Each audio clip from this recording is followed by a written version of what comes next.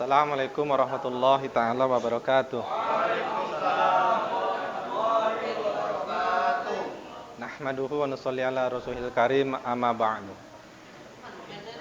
Wa qala ta'ala fil kitabihil karim, a'udzu billahi minasyaitonir rajim. Bismillahirrahmanirrahim. Innama ya'muru masajidallah man amana billahi wal yaumil akhir. Wa qala Rasulullah sallallahu alaihi wasallam, man ahabba dunyahu adara bi akhiratihi wa man ahabba akhiratahu adara bi dunyahu fa asiru ma yafqa ala ma yafna. Au kama Rasulullah sallallahu alaihi wasallam.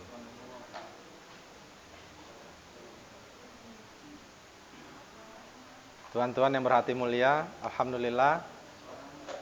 Pertama kita syukur dulu pada Allah Subhanahu wa taala. Allah Subhanahu wa taala kumpulkan kita di sini.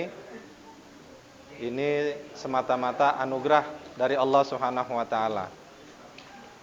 Bukan karena kita ini kuat, bukan karena kita ini sehat, bukan karena kemampuan kita, kehebatan kita, kebolehan kita, tapi ini adalah pemberian taufik dari Allah Subhanahu wa taala. Maka kita ucapkan alhamdulillah. Salawat serta salam kita curahkan kepada junjungan kita Nabi Agung Nabi Muhammad sallallahu alaihi wasallam.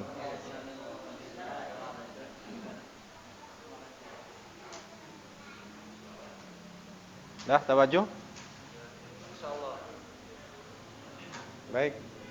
Kita coba untuk bermuzakarah. Muzakarah itu artinya mengingat-ingat atau mengulang-ulang. Kenapa perlu kita ingat ataupun kita ulang-ulang? Karena supaya kita ini hafal. Supaya hafal. Jadi kalau kita hafal itu, maka kita akan mudah amal. Kalau kita sudah hafal, sudah amal, lalu akan mudah untuk kita sampaikan pada orang-orang. Banyak sekarang ini kita tahu ilmu misalkan, kita tahu adab. Tapi ketika kita menyampaikan kepada orang lain itu terasa sungkan. Nah, misalkan seperti sebelumnya itu, pertemuan sebelumnya kita pakai adab makan. Masih banyak dari kita ini yang menggunakan makan atau minum tangan kiri dan sambil berdiri atau sambil jalan. Nah, kadang-kadang kita sudah tahu ilmunya. Tapi untuk mengingatkan saudara kita itu terasa sungkan. Kenapa? Karena jarang kita muzakarohkan. Nah, maka pertemuan ini insya Allah kita akan bermuzakarah.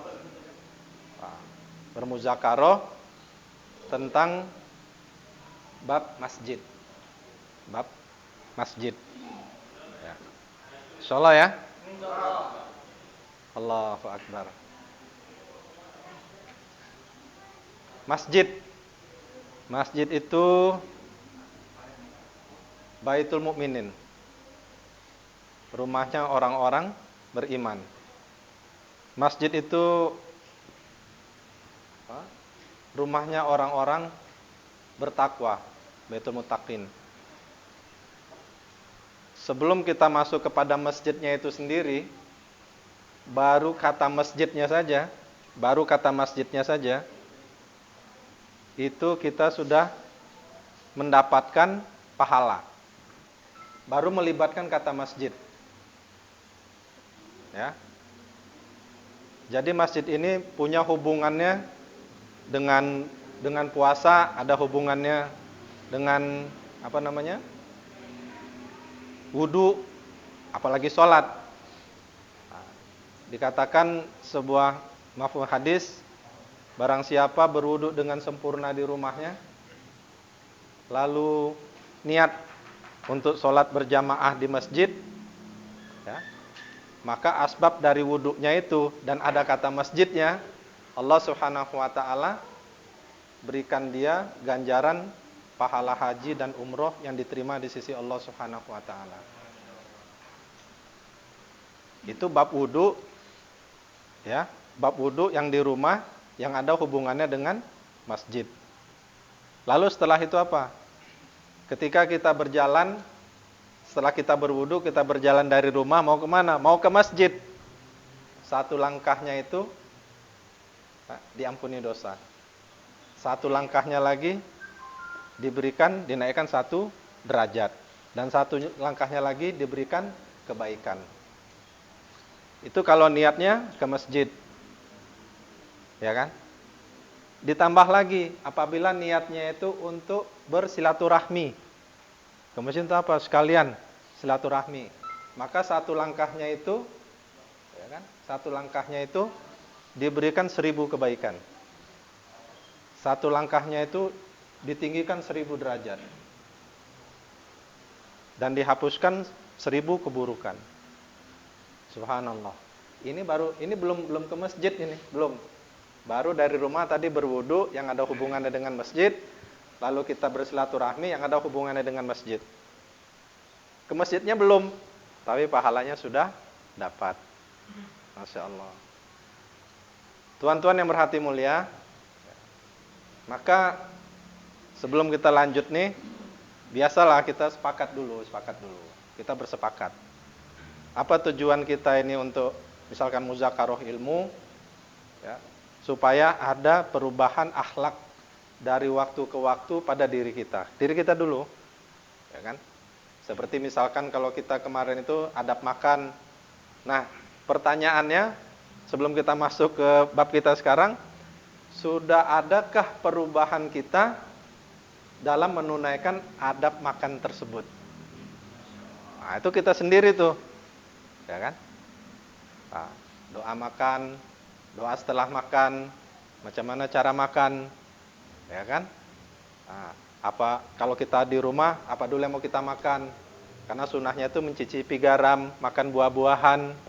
Nah, kenapa? Satu sunnah yang kita hidupkan, ya, itu dikatakan ganjarannya itu 1 mati syahid.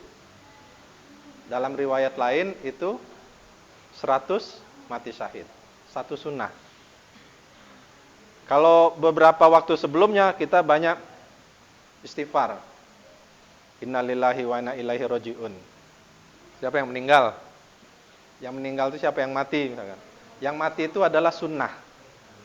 Dulu sunnah itu hidup. Sekarang banyak sunnah yang mati. Ya kan? Termasuk misalkan nih. Ini kalau misalkan kita sebanyak ini, sunnah ini sudah banyak yang mati, oh Masya Allah. Sementara gara-gara ini kita menang perang. Ya, dalam memperjuangkan agama waktu itu di zamannya Khalifah Umar bin Khattab radhiyallahu an, gara-gara ini kita menang.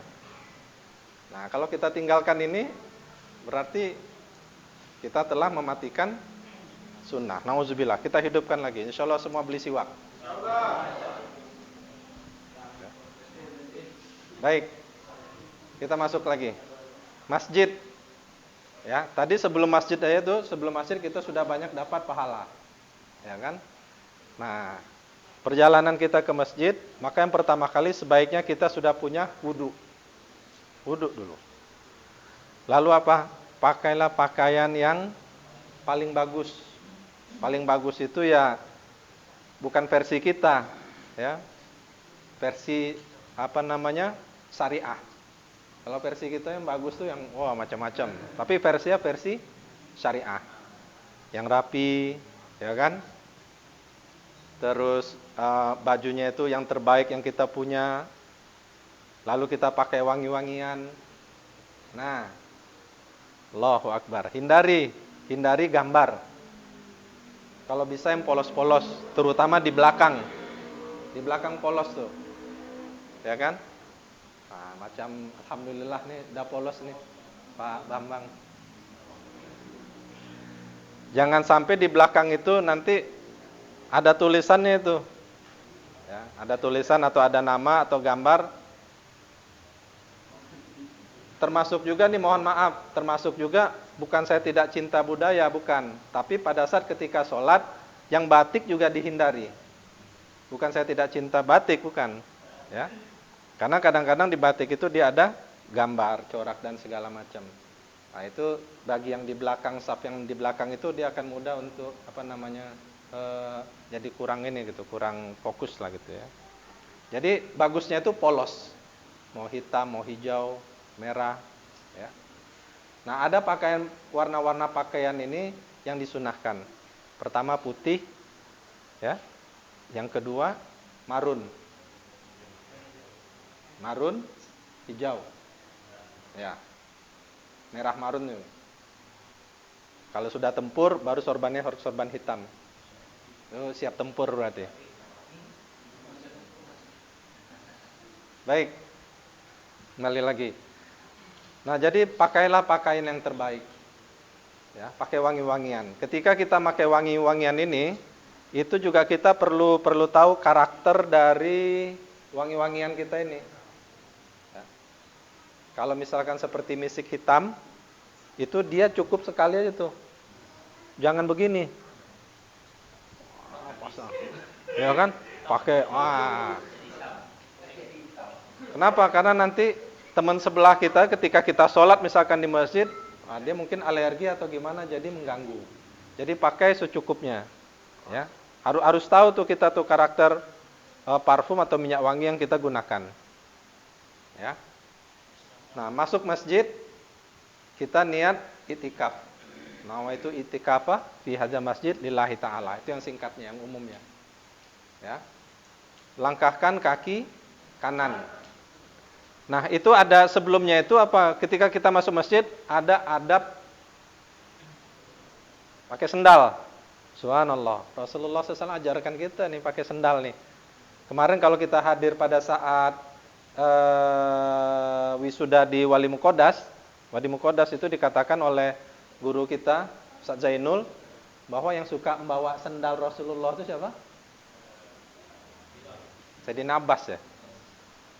Nah, jadi untuk sendal itu sendiri, masya Allah, itu adab kita ya terhadap ulama, bahwa sendalnya aja mesti kita susun, itu kita rapikan.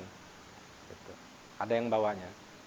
Nah, jadi ketika kita mau masuk masjid itu, maka apa yang mesti kita buka dulu? Hah? Yang kanan. Nah, kaki kanan, ya kan? Baru kaki kiri. Baru kita masuk ke masjid kaki kanan sambil kita berdoa. Doa masuk masjid. Ya. Apa doa masuk masjid? Kalau gini jadi grogi nih. Allahumma inna nas'aluka min fadlik. Ya. Allahumma tafli ahwaba rahmatik. Nah, itu masuk masjid ya. Nah, gitu. Apabila dalam perjalanan kita dari rumah menuju masjid batal wudhu kita, nah maka baru kita berwudhu di masjid. Nah, tuan-tuan yang merhati mulia, harus kita ketahui juga bahwa tempat wudhu yang di masjid itu sebenarnya bukan untuk kita, yang orang tempatan di masjid, sekitar masjid, tapi untuk musafir. Untuk musafir. Makanya kita dianjurkan itu lebih baik kita berwudhu di rumah. Nah, jadi mulai sekarang kita mesti buat tempat wudhu di rumah.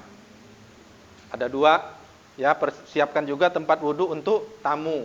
Apabila tamu kita itu akhwat, di sini wudhunya yang perempuan. Jangan di luar. Dibikin sebisa mungkin.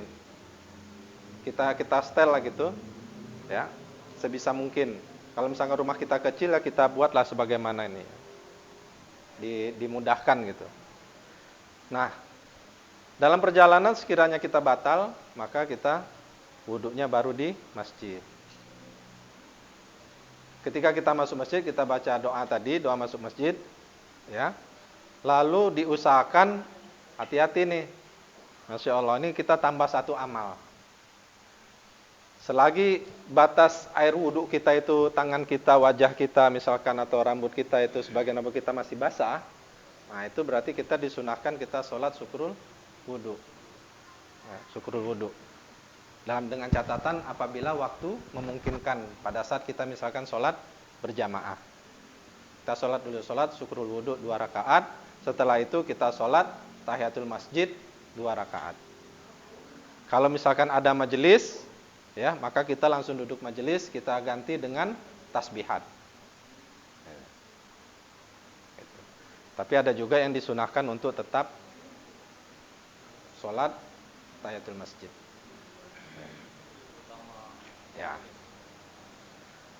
Baik, setelah itu, jadi di dalam masjid ini ada yang disyariatkan untuk diamalkan dan ada yang disyariatkan berupa larangan. Jadi ada perintah, ada larangan. Nah, yang diperintahkan itu seperti tadi kita baca doa, lalu kita niat itikaf, ya kan? Niat itikaf, lalu kita sholat syukrul wudu atau sholat sholat tahiyatul masjid. Setelah itu kita duduk dalam majelis. Ada 4 yang diperbanyak dalam masjid. Yang pertama dakwah ilallah. Perbanyak dakwah ilallah. Yang kedua ta'lim wa ta'alum. Kita duduk di masjid itu saling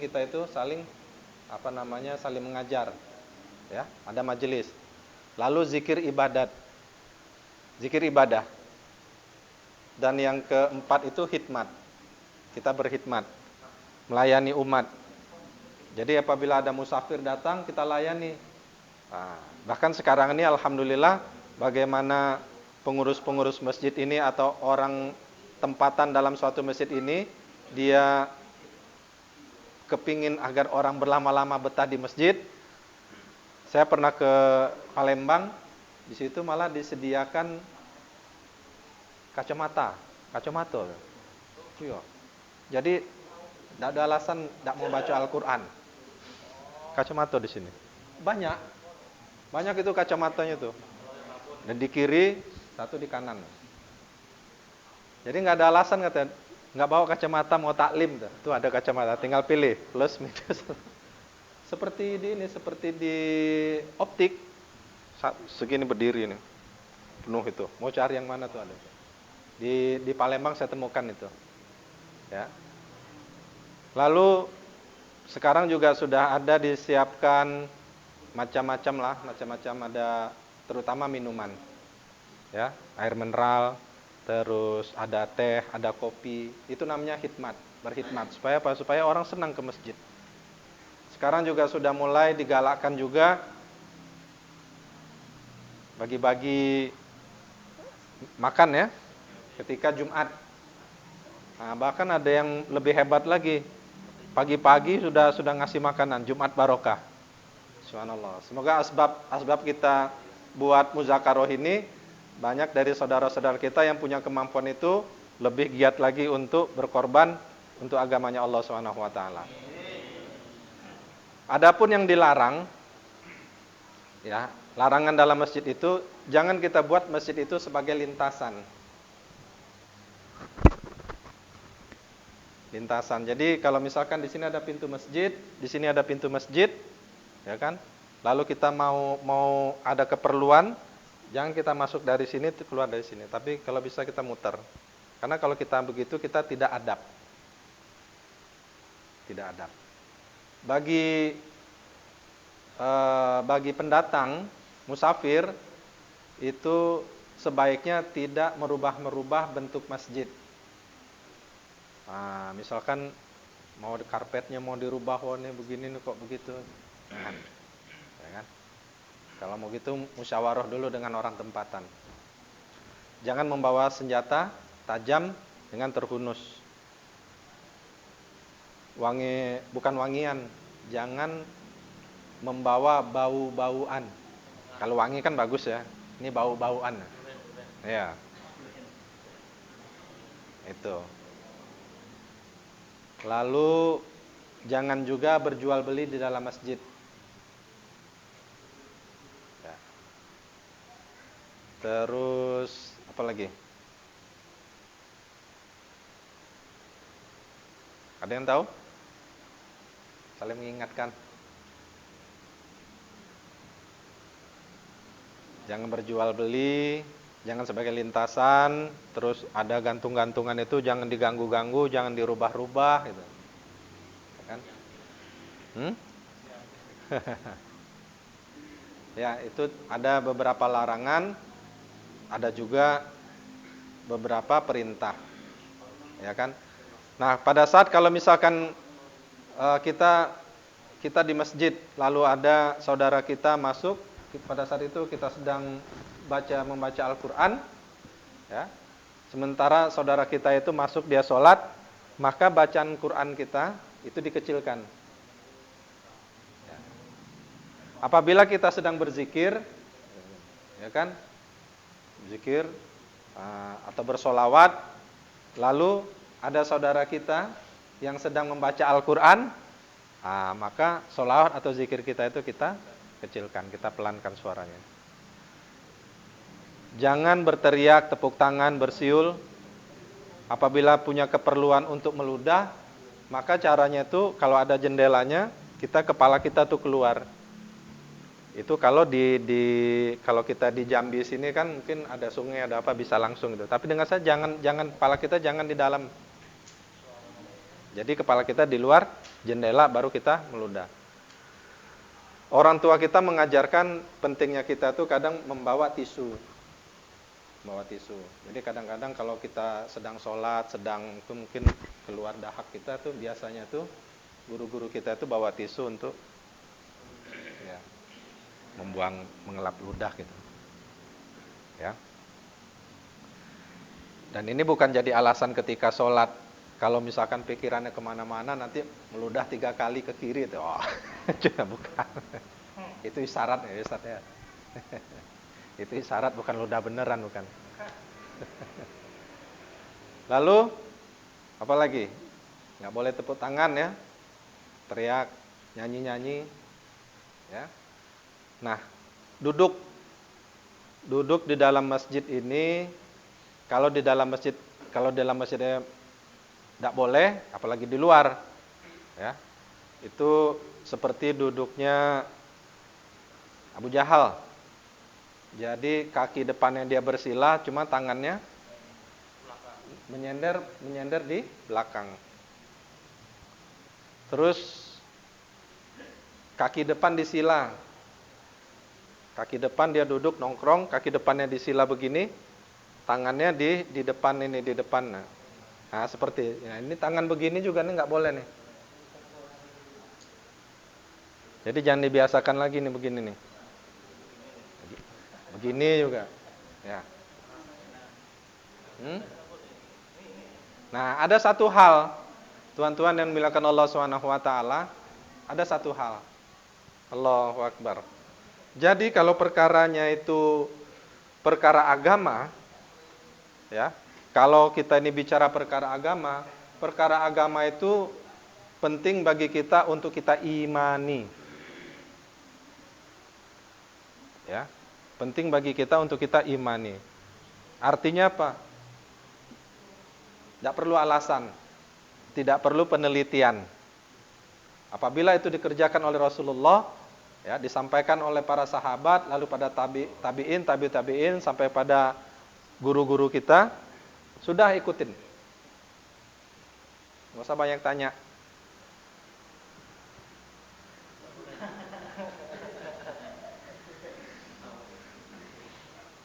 Ya, perlu latihan kita.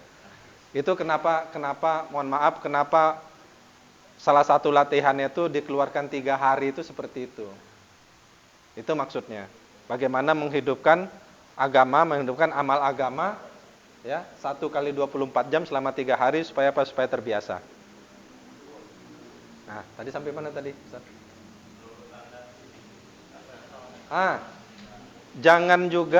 Jangan bersandar di dinding. Dindingnya itu dinding kiblat. Kalau misalkan ini apa namanya itu? Ya, ini tempat imam. Jadi kita kalau duduk misalkan itu jangan bersandar di sini. Kalau mau bersandar di samping sana. Tapi ingat, pada saat kalau kita majelis nggak boleh pula bersandar. Termasuk bersandar pada tangan juga nggak boleh. Itu.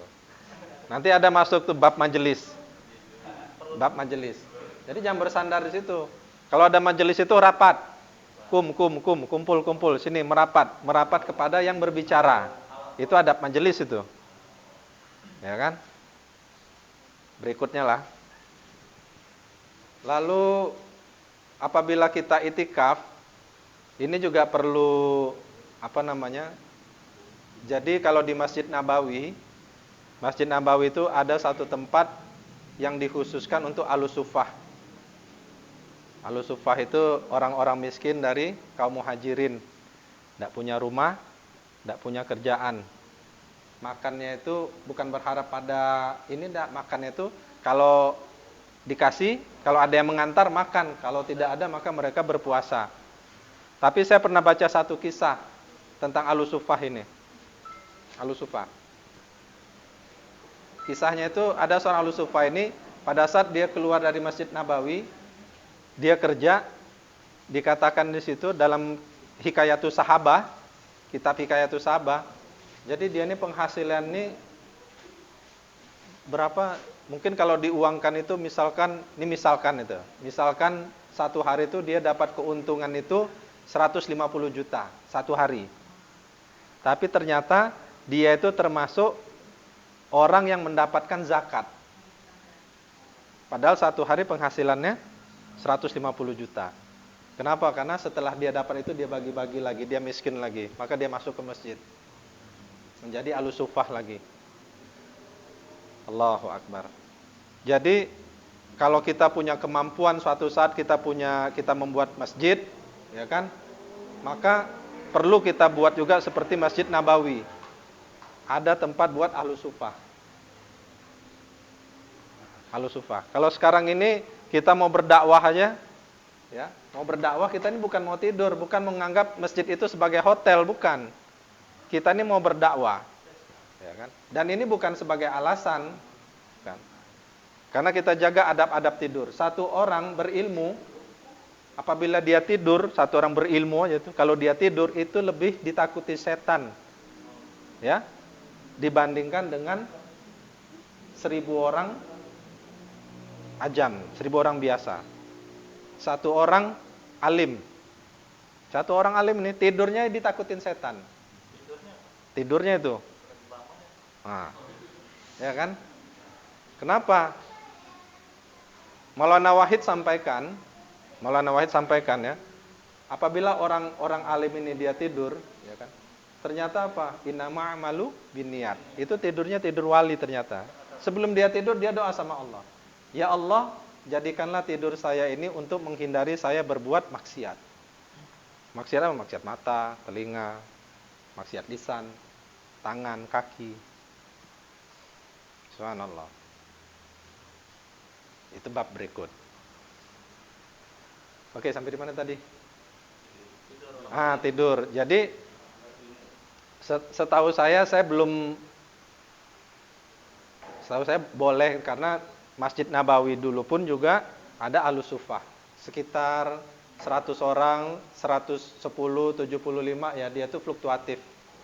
Yang sudah mampu keluar dari masjid, yang belum ini. Gitu. Apalagi kalau kita ini maksudnya untuk mendakwahkan agama Allah. Ya kan? Itu nanti dibahas oleh bab inilah, bab orang alim. Kalau kita kan di sini muzakarah. Nah, ada yang berhati mulia, kita masuk kepada masjid lagi. Jadi masjid itu dibangun atas dasar takwa. Ya, dasar takwa. Dan hati-hati juga yang sekarang ini, berapa waktu kita? Hah? Yang sekarang ini, jangan gara-gara ada satu clash, satu gesekan antar RT, lalu di RT sini bikin lagi masjid. Kenapa tuh malas tuh di situ ada sama si ini nggak cocok, ya kan, amalannya nggak cocok udah tuh. Ini ada tanah kosong nih, coba cari siapa yang punya nih. Akhirnya bikin lagi masjid.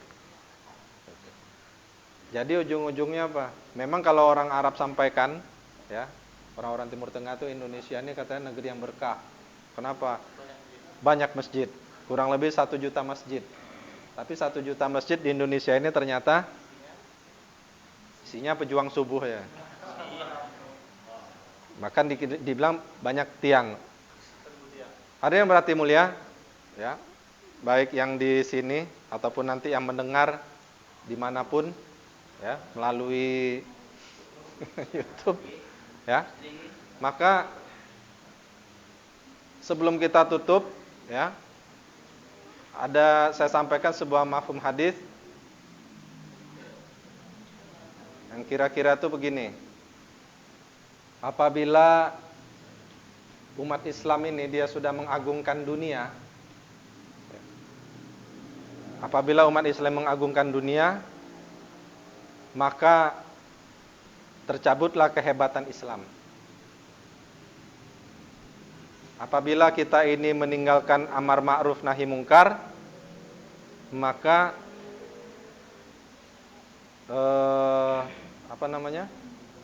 kita ini terhalang dari keberkahan wahyu.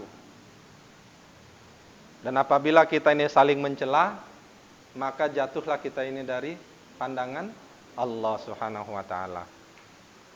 Jadi jangan mengagungkan dunia. Yang kedua, ya, kita jangan tinggalkan amar ma'ruf nahi mungkar. Ya. Bolehlah kalau kita bilang yang pertama untuk diri kita sendiri, merevolusi akhlak kita sendiri. Ya, diri kita dulu.